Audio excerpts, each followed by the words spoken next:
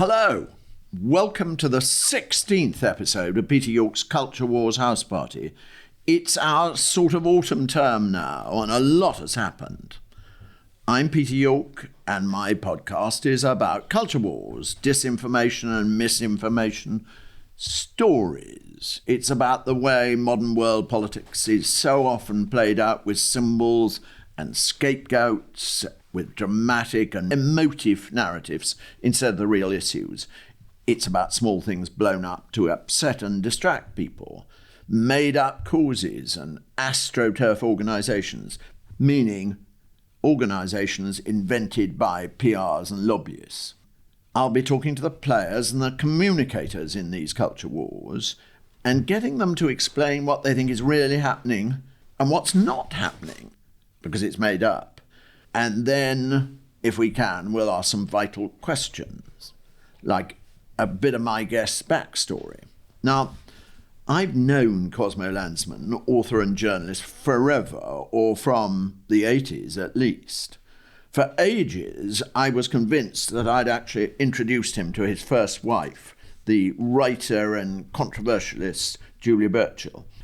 Later in the 80s, I can't remember exactly when, Cosmo and Julie, by then very much a cultural power couple, said, I must meet their new best friend, someone called Toby Young, who was said to be hard-going on a personal level, but I should try to like him for the sake of what exactly? I did try, and I made a good fist at it, and it turned out, ultimately, it was for the sake of their great joint project, a new little magazine called The Modern Review, launched in 1991. I have the launch card here. It's on Friday the 13th of September at the Soho Rooms in the Groucho Club, Dean Street. Very, very 1991. More about that later. Cosmo comes from American Bohemian stock. His parents came from St. Louis via New York and settled in the newly colonising Georgian terraces of Islington in the 60s. His mother wrote famous lyrics that went absolutely everywhere. Best known was probably Spring Can Really Hang You Up the Most, which was her answer to T.S. Eliot. His father, Jay, was a writer, publisher and nightclub owner. 1964. That was what intelligentsia Islington was like then.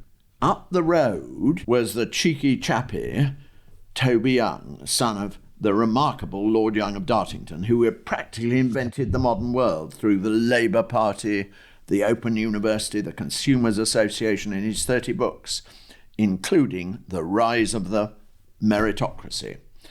I'm spelling all this out at length, Cosmo, to try and show the various things in you and around you, and to ask how you balance them out.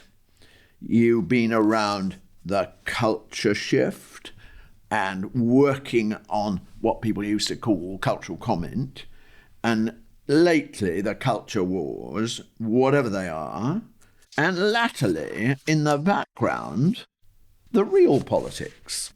You've written for everyone, and currently a great ornament at the Spectator, and you're on Human Interest TV with people like Vanessa Feltz. And recently you wrote something completely riveting in the Spectator called Dinner Party Talk Won't Help Gaza. It's about how the silent, amongst whom you class yourself, the people who won't declare themselves on the big issues, are now suspect. You said wonderfully that when a verbal punch-up erupts over Gaza or trans rights at a dinner party, I stay silent and wonder what's for pudding. So, talk is pointless, because people are just looking for confirmation, is the implication of that. It's worse than pointless, because to use a patented phrase invented by James Bartholomew in The Spectator in 2015, it's virtue signalling, because that's what centrist dads are said to do. So, Cosmo, what should a decent soul do? You must know. You go out to Islington dinner parties. You have media platforms. You're not a real person, like a person out in the sticks. What is the answer to the world's problems? What can a person do? I think everybody has to decide for themselves. I call myself a conscientious objector from the culture wars, in the sense that it's a war of words that I don't really want to get involved with. For many years, I felt obliged. I had to take a position.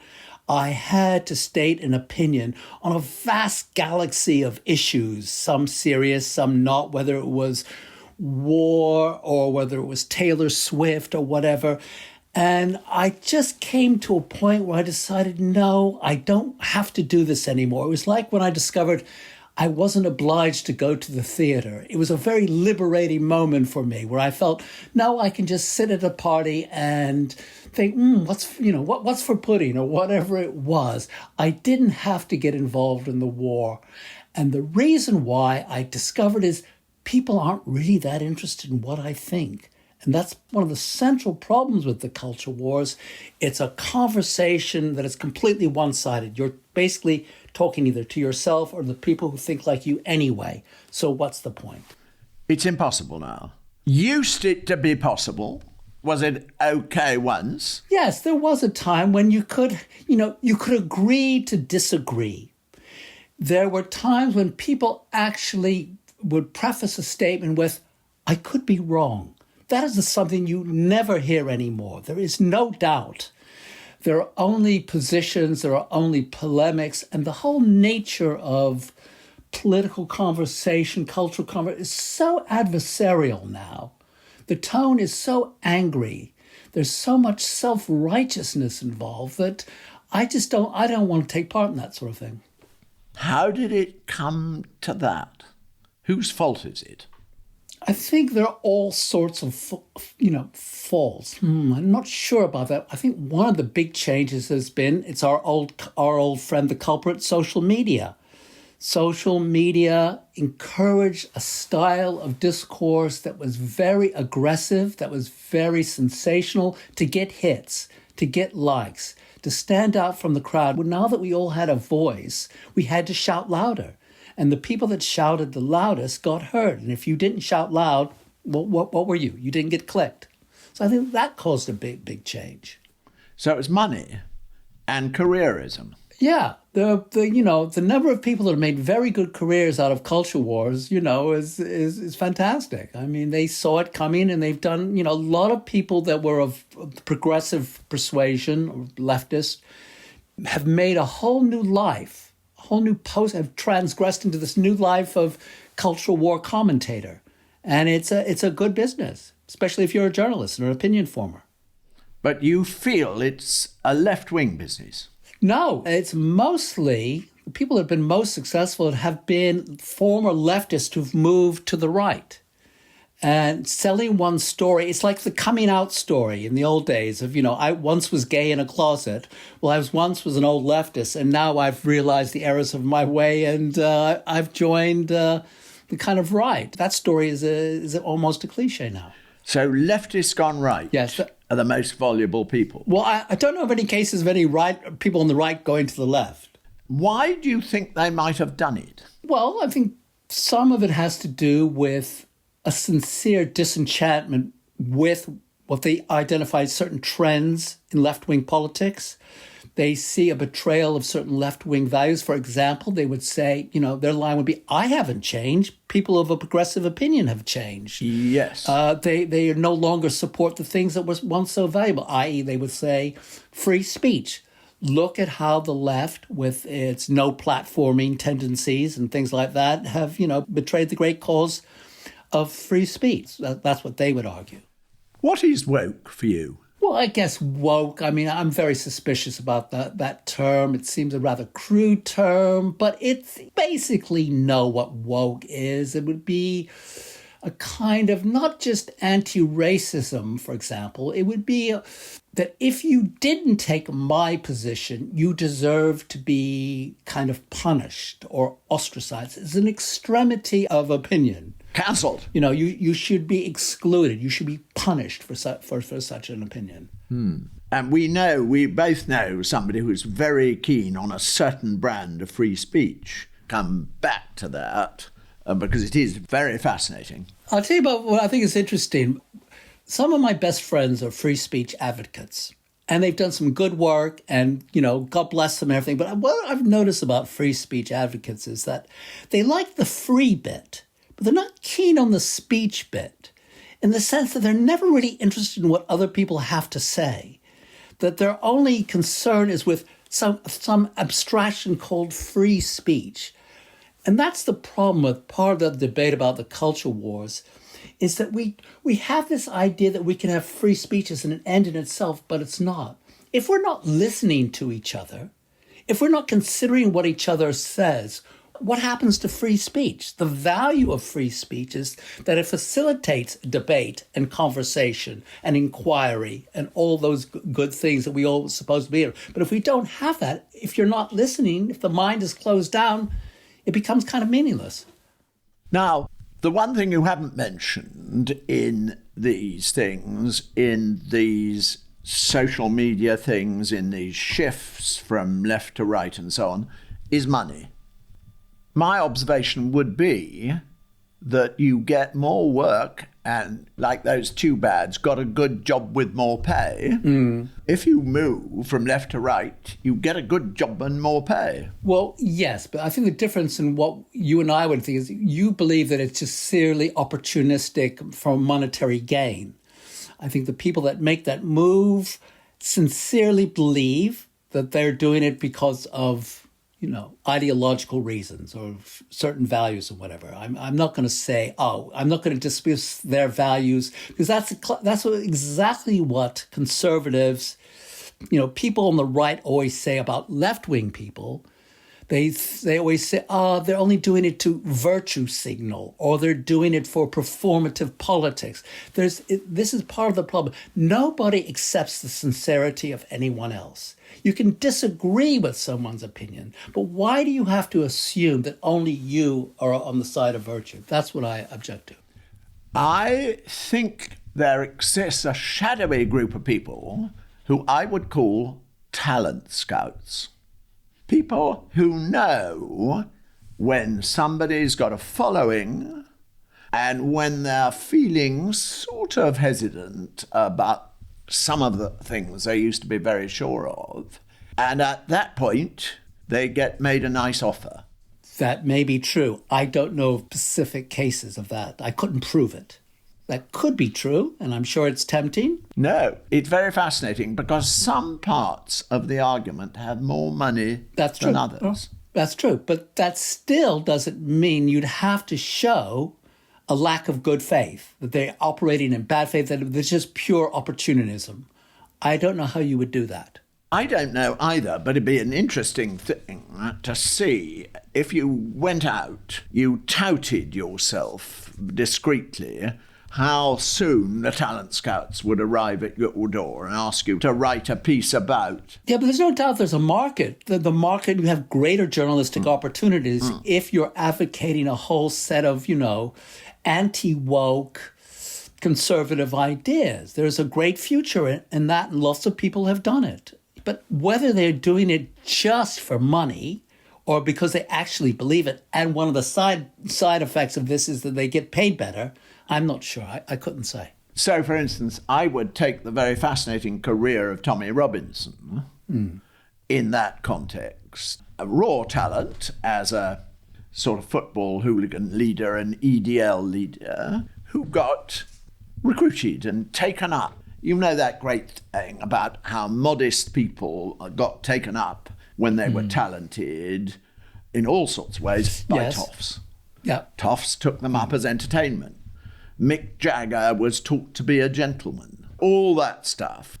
Can you imagine a program like that in politics? Yes, I'm not going to deny the possibility, but I don't know Tommy Robinson's case well enough. I think he sincerely believes his views about immigration are not just there because he can make money out of them. I think he actually really believes all that stuff, which makes it a bit more scary. But do you feel you know how he is directed and funded? Well, I know that he has certain backers that are very, suspicious and dark and whatever, and that's indisputable. A lot of people are. There are great right-wing powerhouses and think tanks that are funded by very rich conservative people that want to, advance certain causes and ideas. There's no doubt about that. That's not in question. Whether that's the only motive is where I think you and I might disagree. Well, you're obviously a kinder-hearted person than me, I think. Well, yeah. I wouldn't go that far. I just think I just see these things differently. I don't know if it's about whether I'm kind-hearted. I don't think, people can have all sorts of nasty ideas and still get paid for it. I don't think the two are contradictory.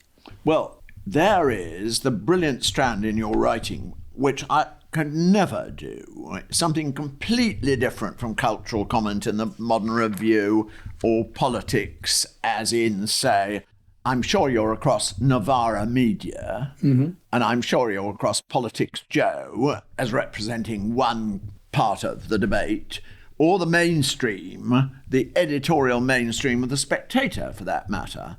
But you do something I really couldn't do. You do human interest, as a man, something that's usually left to women. And you've written about the loss of your son to suicide, about turning 70, about having a friend that no one likes, very amusingly, and how you'd like to have a bromance. And I've seen you talking about these things with, say, Vanessa, and it's riveting. Precisely because I couldn't do it in a million years. But you never take it on to the hard sell level of numbers. At the moment, 25% of our population is doing this ghastly thing, or this wonderful thing. Or to policies. You're not doing a political sell through a human interest story. You're interested in these things in their own right and to express how you feel?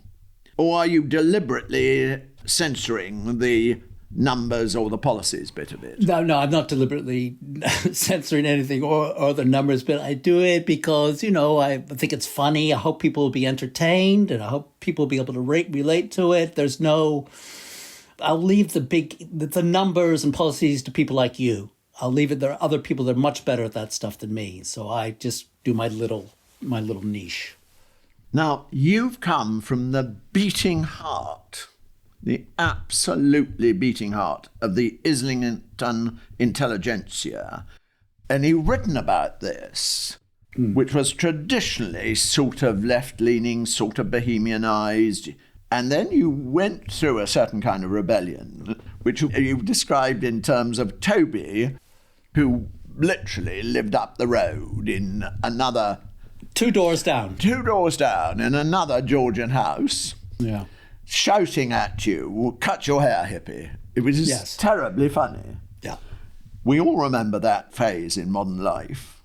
And then now you write for the Spectator and the Mail. Is that a political transition or just a working transition? No. It's very simple. There's no mystery to that. If you're a freelance journalist, you have to follow the work, basically. You don't get the luxury of saying, I'm not writing them because I don't agree with them. If the Guardian wanted me to write for them, I'd be very happy. Or if the New Statesman wanted me to write for them, I'm just as happy as the Spectator. I go where the work is and where people will publish me. I've been very lucky. I know, I don't agree with everything the Spectators, but they've been very good to me and allowed me to write about things that other magazines just wouldn't be interested in. So I'm pleased about that. Well, you've done some lovely things in there recently, but you're saying you're a cab driver, you're a barrister, all those things where I'm on the rank, I'm yours. Yeah. They used to call them hacks. They used to call them hacks. The term hack. Absolutely used to call them hacks. Yeah. And at the same time, admirable, you go to the soft left media too, don't you? Yeah. Or is it all becoming a bit harder now? Even if you're kinder about all these things, you find people more entrenched in their positions. Does that make dinner parties harder for you? Is cheerful mixing over? Now, back in the day, you introduced me to a completely magical and utterly fascinating world, the world of 55 Tufton Street. And you introduced me to it on the basis that they had fun parties, I think. Or, that I should meet these guys. They were fun. And they had nice parties. Does London just go on beneath the surface? Oberon Waugh, I think, once said, beneath the surface, beneath all the talk and political conceits, things just go on. English life just goes on.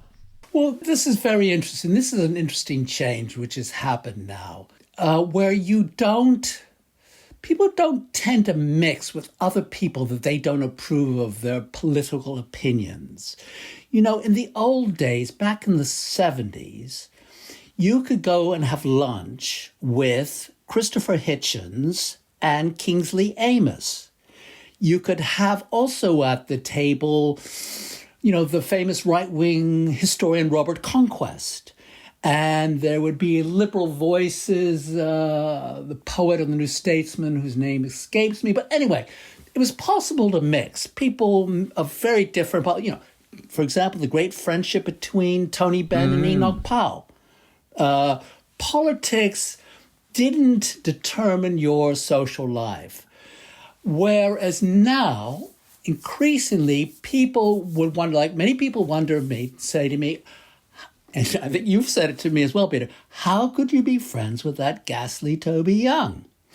And I've said is that I don't let somebody's politics determine my friendships with people. If you're my friend and I like you, I just ignore your politics and I can still have friendships. And I think it's I'm sad that we seem to have lost this capacity of having lunch together, people of various persuasions. That all seems to be of the past. Nobody does that sort of thing anymore. I try to. I still try.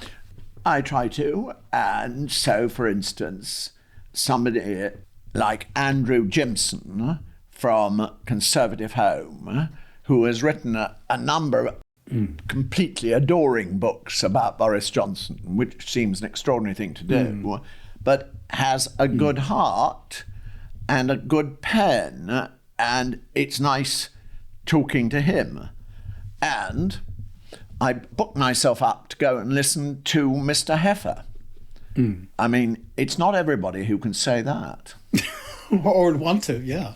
To have a look at his waistcoats, which are splendid. So I do try. But you're saying it's harder, but it's possible, and you could make it possible. Now, what if this were 1938 and a half, and you had a friend who said proudly, I'm working for this brilliant thing called the Goebbels Corporation now. Well, people say that. This is the test. Well, what would you do?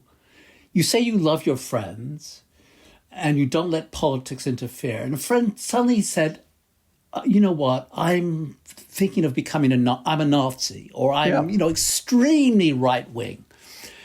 Could I still be friends with that person? And my answer is absolutely, because that person needs my friendship more than anyone else. They have succumbed to a viral type of thinking that I cannot abandon them, and I must be there to try to change that worldview. So I will not close the door. I will try to open their mind. I'm deliberately calling it the Goebbels Corporation because the comparable things now would not be clear, explicit politics, but would be billionaire owners of influencers. There are many of them, particularly in America.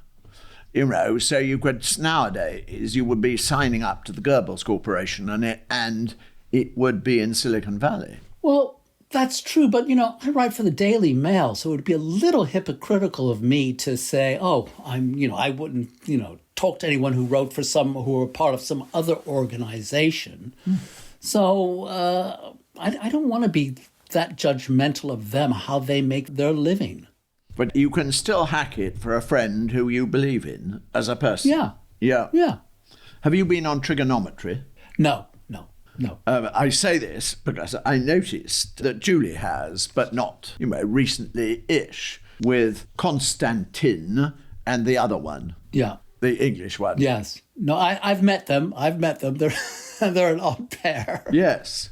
But let me just make this other point. We all like to believe that, when I was younger, I used to believe that people of a progressive persuasion, people liberal, left, that end of the spectrum, were the good people, were the kind people, were the sweet people that one should associate. And over there you had the nasty people. The Conservative Party were the nasty, they were called the nasty party, even by Theresa May at one point. And all these right-wing, they were the baddies, and we were basically the goodies. And as one gets older, one finds that's just not true.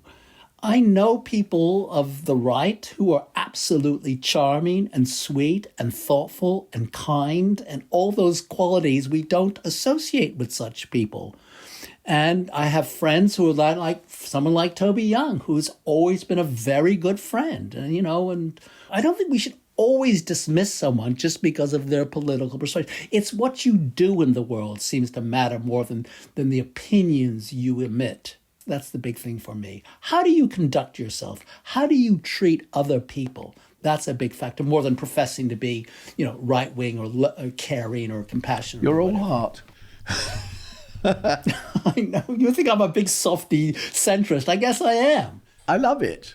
I couldn't do it, but I love it. How do you feel about the imperial powers of our age? Let's take, for instance, Elon Musk.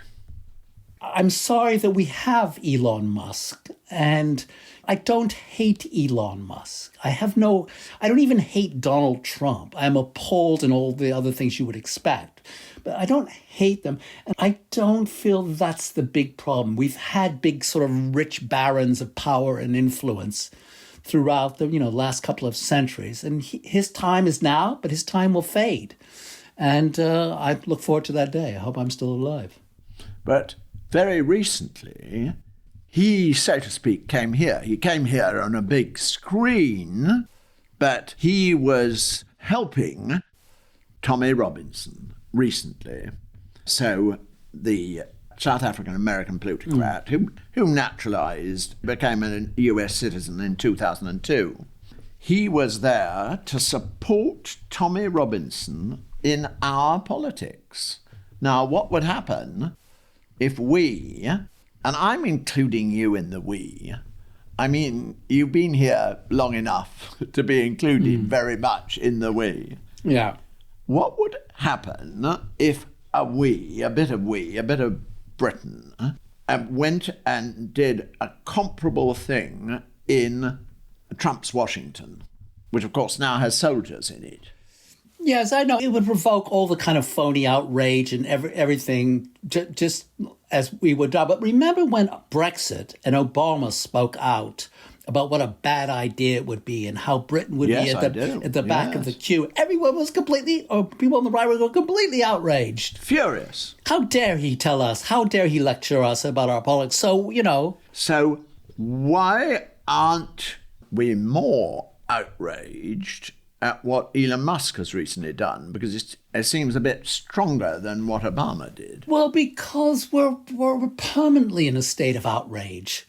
Social media provokes outrage. That's the name of the game, is to provoke that. You've got to pick your outrage. The old days you picked your battles. Now you got to pick your outrage. What is more objectionable, Elon Musk's intervention or Tommy Robinson's politics? You have to make a choice. Well, they're united now.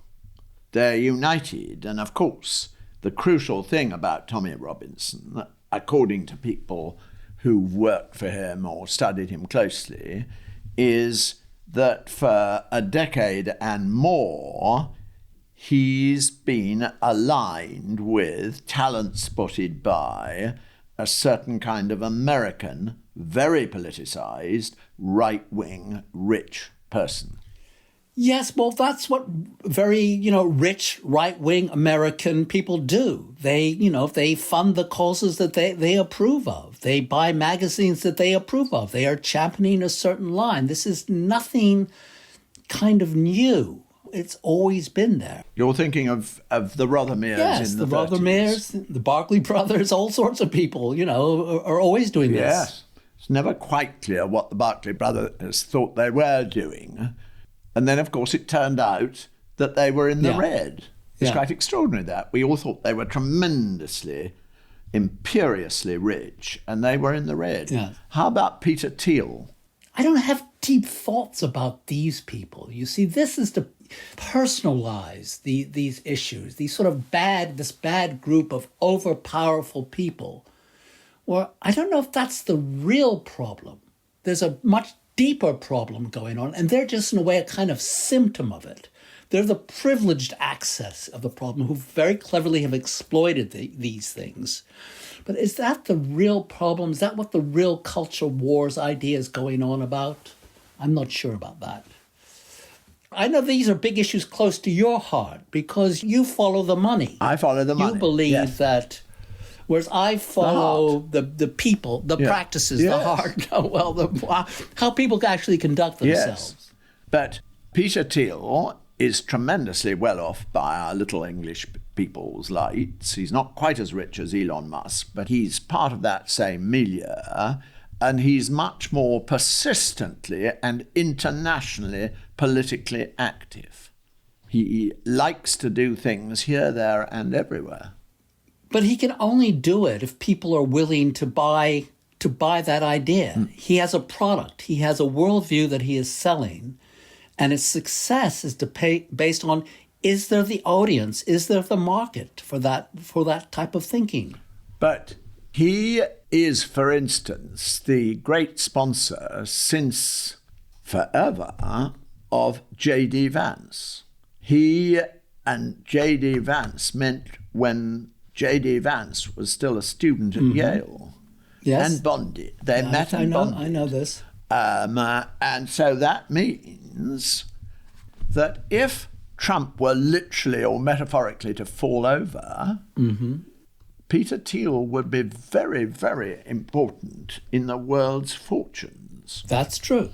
And his money and persistence will have got him there. Yes, that's all true. Yeah, And where do we go from there, though? Well, I don't know. Possibly to arrest the leftover citizens of Islington and repopulate it. Well, I wouldn't be against that. Do a bit of, if you were somebody like Peter Thiel, you could arrange that, couldn't you? Arguably, because you could buy up all the houses. All the houses have been all bought up by rich, middle-class white people. Yes, you're absolutely right. It's happened already. Don't worry. So Tony Blair, for instance, would have never gone there in the first place. I mean, the citizenship of emerging Islington is riveting to me. I remember when I first got a sniff of it, when very young, when my best school friends' parents moved from the West End to something called Canonbury something. And I had no idea. It was only up the road from Hampstead, but I had no idea really what Canonbury was or what it was like. And of course, they'd bought another of those nice Georgian houses, which were, in temporary terms, rather modestly priced. Very, very good value. People forget what Islington was like sort of early 60s, late 50s, early 60s. It was considered a rough neighborhood. I had a friend working class friend, whose mom said they felt they'd really come down in the world moving to Islington. It was kind of rough. It was just beginning to have little media types move in. I remember a guy from Private Eye, and of course you had Joe Orton living down the road, and people like that. But these were very small. That didn't end well. That didn't end well at all. So, and the change, there was nothing. I mean, there was a Wimpy Bar and Robert Carrier's. That was the two extremes in terms of options. Islington now is just a land of specialized coffee, cheese, and pasta. There's nothing else now. And who are the new colonizers? Well, it's been people like me. It's been, white, middle-class people. It's all called Nappy Valley, but it's a strange mix, Islington. People have got the idea that it's the bastion of the liberal intelligentsia. We had Boris Johnson living here for years. We've got Dominic Cummings living here. We've got, James Marriott from the Times. It's a strange mix of people, at least my part of Islington. If we were to wind back, however, to the point at which your parents came, which I think was the mid-60s. 64. 64. What were the new colonisers then? In my mind's eye, it's your parents and Toby's. Yeah. Which is definitely not the new right, not even the clever new right. No, they weren't there for a long while. It was arty. It was bohemian. It was people like my parents. It was the writer Douglas Adams. It was a whole, we had Paul Jones from Manfred Mann, I remember. We had a whole kind of strange mix of people. We had even quite recently Peter Ackroyd and, all sorts of, it was a nice mix of people. But now I think the implication is it's money people who work in the city. Well, only money people can afford to live there, can buy a house there. And so... Well, when my parents bought their house, it was within reason, but not now. No normal person could afford to live in Islington. And the implication is that with money people, do you watch Industry? I have seen it, yep. I think it's rather brilliant. With Industry, written by guys who had lived that life, worked in those places, that people from Industry are politically much more flexible and much more right-wing inclined. I don't know if they're right-wing inclined. I think that, they're just very focused on making money. That's why you go into the city. Yeah. It's very simple, your life and what you want and, how you measure its worth. And it's money.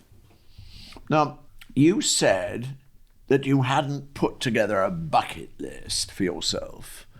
But people's interests, the thing you want in that snatched moment you want to read about, the thing in that snatched moment you want to watch, the thing in that snatched moment you want to follow up on YouTube, are there new things that you want to read about or watch or YouTube or that you didn't before?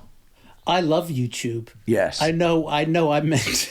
but I've YouTube has enriched my life. I can honestly say that. I've seen conversations with people I would never see. I have learned there are great debates. There are interesting ideas. It's a wonderful thing. It's the anti-dumbing down thing. And I know it's all meant to be Taylor Swift videos or ducks on, skateboards and things like that. But no, that's not my YouTube. Everybody curates their own YouTube. And mine is very rewarding and very interesting. I enjoy it.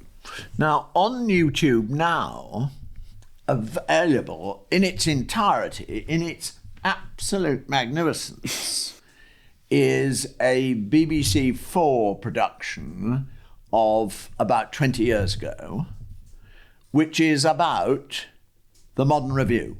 It's called When Toby Met Julie, and it's completely marvellous.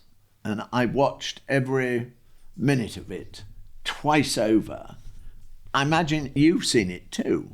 Well, that's thorough research. I haven't seen it. I saw 2 minutes of it, and that's all I've ever seen of it. It's completely marvellous. He's a very clever man who's now retreated from, he tells me, doing television. It's a bit contentious. He now does meditation. I don't know whether he does it all day. Good move. But it's a good move, obviously. But while he was doing this stuff, he did it brilliantly. And I have to tell you, the main titles for the key bits of the narrative are marked out in lines of cocaine. It is really, for that alone, it's very, very funny to watch. It's very, very brilliant to watch. It's funny about that film is that I meet young people, young sort of media people, often sort of right-wing young people, who look and think, oh, I saw that film. It was terrific. They look upon it as kind of a golden era of a lost world, of glamorous media and rebellion and stuff like that. Well, it didn't seem like that at the time. Oh, it did to me. I thought it was absolutely fantastic. I knew my job there was to encourage, praise, and pay for things, not to really to have opinions, but I loved every minute of it. I was rather surprised by the extent of all this debauchery, because to the pure in heart all things are pure, as you've demonstrated, as you have demonstrated, but I don't think I saw that debauchery going on. Maybe you didn't ask me to those things. No. We kept our debauchery away from Uncle Peter. It didn't seem quite appropriate to subject you to that sort of thing. Have you seen this marvellous film in its entirety, Cosmo? No. I've seen 2 minutes of it. I can't recommend it highly enough. I mean, you'll feel it's quite a happy-making film. It was very, very funny and beautifully made. It looked fabulous. And my take was that then and there, that, you highbrows, stroke adoptive highbrows, were talking sincerely about things you really liked or really knew that had really been part of it, instead of being clever. Somebody described, I think in the Modern Review, Clive James being sarkily clever about popular culture in a snarky way, but you weren't doing it to be clever. You were doing it to show that there was something good there to be had. Yeah, we weren't slumming it. We weren't trying to... it was based on what people were passionate about these things, whether it was, boy bands or whatever, the latest Terminator or whatever it is. I forgot a lot of the topics that we did. It was a passion. This was the culture that we grew up on, that we loved, that we thought was worthy of scrutiny, of celebration, of serious criticism. A lot of the contributors for the magazine were sort of, bright Oxbridge boys who knew all about lit crit and whatever, but also were passionate about the football and whatever. And we had a very wide base of contributors, from James Wood, distinguished literary critic, to, Gary Bushell I think once wrote a piece, or Damon Albarn from Blur, or also David Runciman. All sorts of weird people turned up. I think the lineup was fantastic. Do you think you changed things? Do you think, well, in the case of the culture at the Sunday Times, there's no question, because the human intervention, in other words, Susan Douglas, made that all happen. Brilliant her. Yes. And was that part of the end for you? No, it was, a compliment. We were glad to see it. We didn't set out to change newspapers or whatever, and that wasn't the idea. But, I was glad. I know people who have said it changed magazine, and more importantly, I know people who have said it changed their lives. They felt people that lived... young, bright people that lived out in the suburbs or in faraway bits of Scotland or whatever, they said it was like the enemy was at one time. It was their world service. It was their connection to their culture and a world they were excluded from. So, it did its business. It did its job for the time. I feel very good about it as I watch it. But do you think you contributed in any way to the rather difficult world of today's dinner parties through that, by opening it up and saying it loud? I have had qualms. There are a lot of people who championed popular culture who later, regretted it. Dear Susan Sontag was one of them. Pauline Kael was another one. Their line was, well, it was okay to celebrate what they call, trash and pop culture, because we always had a belief in the good stuff. There was still the balance. But somehow the high culture and all those things got completely wiped out, and all was left was valuable was pop culture. And that wasn't a good state of affair. I didn't like that bit. So you think... it went too far the other way. It went too far the other way. Yeah. Where anything could be legitimized or celebrated because, well, it's popular, it's pop culture, instead of saying, well, some of it's absolute crap, by the way. You don't have to buy into everything. but some of it is making enormous sums of money. I have no idea about the work of Taylor Swift, and I'm not sufficiently motivated to find out. Am I wrong? Yes. Yes. Especially you, Peter, Good. as a man who is interested in market forces and cultural forces, I think it would be a mistake to ignore someone like Taylor Swift. Definitely. I've tried to listen to Taylor Swift because I'm just curious. What is her power? What is this great grip that she has over people? In the same way as looking at the recent footage of the Oasis reunion concert. What is this about? Is this just pop music? Is this a longing for community, of a mass sing-along, a knees up for the nation? What's going on here? I mean, one is curious about these things or not. So you've been there. You've been to Swiftland. I've never been. You've joined the Swifties. Have you been to a concert? I'm not a Swiftie. I am not a Swiftie. I listen to Swiftie. I ponder the Swift, but I wouldn't describe myself as a Swiftie. Because I'm not sure I can do it. I'm not sure I can do it. But I'm much, much less interested in music than I used to be, in every way. Thinking about it, listening to it, talking about it.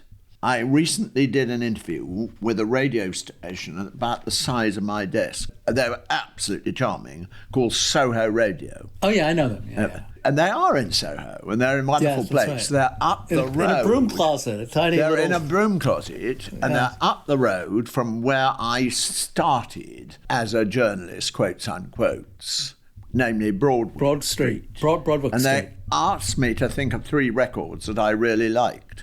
And so, of course, this is very, very backward looking. And one of them, I can guess. See if I can guess. Go on. Guess. Family Affair, Sly and the Family Stone. What's up? Well, how very well remembered. But I didn't, well, that would have done very, very well, yes. But I didn't have a representative of that period, that kind of marvellous though they were. No, I nominated something even earlier out of plangent British guitar pop. Have I the Right? Do you know Have I the Right? Yes, I do. The Swinging Blue Jeans. No. Is that right? It is the Honeycombs. Oh, Honeycombs, right. Oh, yes, Honeycombs. yes, I know, yeah. Have I right? I know. It's got that great beat in it, yeah. Fantastic sound, and made by Joe Meek. Yes, and I did see the Joe Meek film. Right. All done I think, in Caledonian Road. Right. And it's a terrible outcome, but marvellous stuff along the way. And then, of course, that Talking Heads thing, how did I get this marvellous house? Yeah. How did I get this beautiful wife? I love that. Yes. And something else. But you're right. I must have told you about Sly and my addiction to Sly. But that's the interesting. I think one of the interesting things about that is in music now. We talk about the importance of music. Is that music now has been so. It doesn't matter what you think about music now. No. Music is far less tribal. There was back in the 80s, in the days of the Face and, modern review, there was a canon. There was a canon of good taste, of what was acceptable that you could say you liked. If you had told me then it would be okay to say in public at a dinner party, I always loved Led Zeppelin, or I loved prog rock, I would have said, no, those days are over. You can't say that. And now, in the words of Cole Porter, anything goes. Taste doesn't carry consequences anymore, which in some ways is a good thing, this liberalization. Another thing is, well, at the end, it doesn't kind of matter. It doesn't have that intensity of commitment that it once had. And that's because back then you had a ruling clique that defined taste. We had a musical elite that influenced public, and that's all been washed away in this new wonderful democratic world of everybody can have their say and all opinions are valid. Well, I can say with most absolute radiant sincerity, I never had a prog rock moment, and I'm never going to. I know that. But what about Julie? Wasn't she part of that musical elite which defined taste and definitely defined the notional things behind that taste, as in rooting for genuine, quotes unquote, working class taste, or genuine, slightly mixed race sort of taste, and all those things?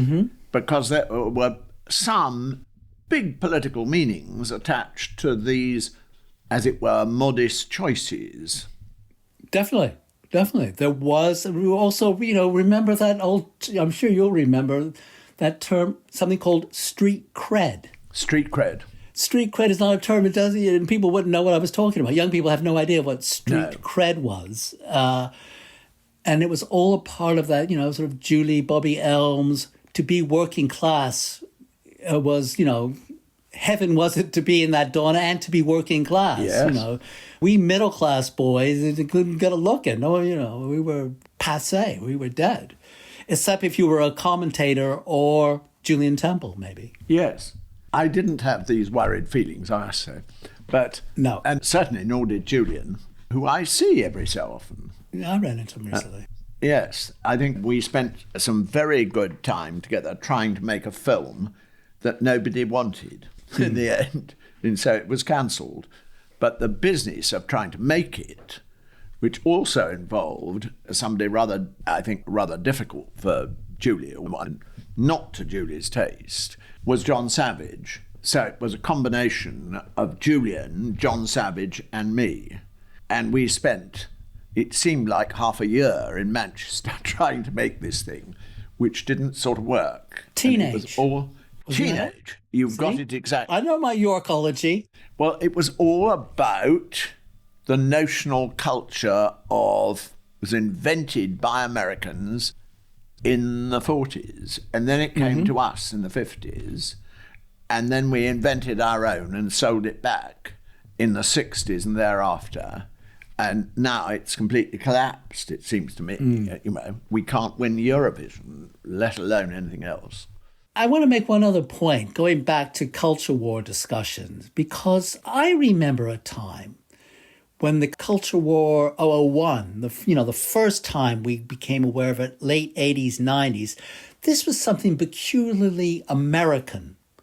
And the sort of overall opinion was that British people were too sensible, too self-deprecating, they didn't take this sort of thing seriously. There was this weird American thing like psychoanalysis. And it's interesting that, soon after that, it began to creep in. It began with GLC, set of policies, and then it just slowly took off. But I would have never thought it would have grown to the dimension that it has today. It's very surprising. You're absolutely right. And Americans used those words. People wrote in the 80s and 90s books about culture wars from the American point of view. But it was called political correctness in those days. That was the first term. It wasn't culture wars, I think, took a little...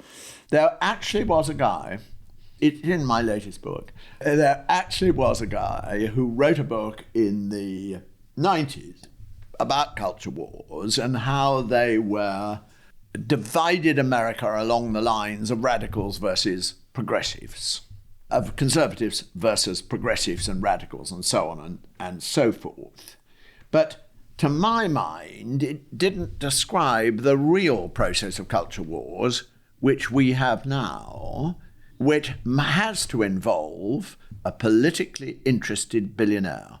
You have to have a politically interested billionaire at one end, an opaquely funded right-wing think tank somewhere in the middle, and friendly media people at the other end to take up that politically interested billionaire's thoughts about the world and his political ambitions and turn it over into what people call third-party endorsement. Over there, somebody likes what I've been thinking and saying, but they don't necessarily know, people don't necessarily know, who is the billionaire at the far end. Behind it. Yes. And I think that's different. There were people called things like Buchanan in those days. There were there were debates on regular network TV in America in those days, and now it's much more diffuse and involves what is extraordinary for anyone over about 50. It's absolutely extraordinary that right-wing America and Russia are treading the same path, linking arms along the road. That's extraordinary. And I think people over 50 just can't get it, don't get it, that there is that extraordinary linkage. I find it quite hard to take on board myself, but the research tells you absolutely that it's right. Yeah, that makes sense.